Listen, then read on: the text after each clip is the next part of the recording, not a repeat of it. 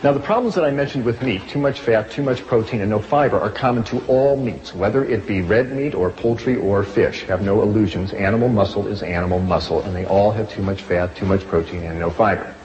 But nowadays, animals are not raised in old McDonald's barnyard out in the sunshine, so there's a whole new set of problems because the animals are raised on factory farms in conditions of tremendous overcrowding. These animals are fed grains that are sprayed with herbicides and pesticides. These are fat-soluble substances that concentrate in the flesh and the eggs and the milk of the animals. And the largest amount of pesticides and hydrocarbons coming into your diet are not those sprayed on fruits and vegetables. They come in meats and dairy products. And if you want to decrease the amount of pesticides you eat, consider cutting down the amount of animal products you eat. The animals in factory farm systems are fed tremendous amounts of antibiotics. When you feed antibiotics to animals, they grow bigger and they are less prone to infection. And half the antibiotics made in the United States, 30 million pounds of them a year, are fed to animals in their feed.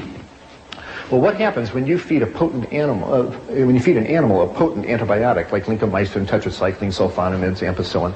What happens? Well, what you do is you kill off the antibiotic, you kill off the bacteria in that animal's intestines that are susceptible to the antibiotic. What do you leave behind? The roughest, toughest antibiotic-resistant bacteria going, and they have names like Salmonella, Shigella, Clostridia.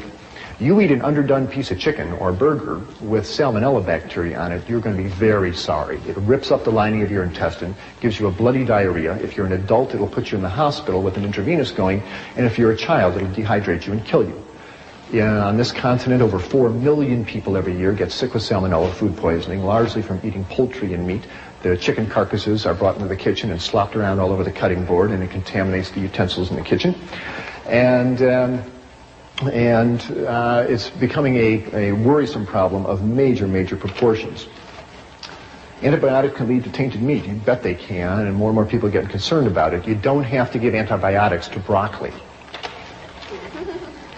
You're going to see more and more headlines like this. Here's hundreds of people sick in Illinois from salmonella poisoning in milk.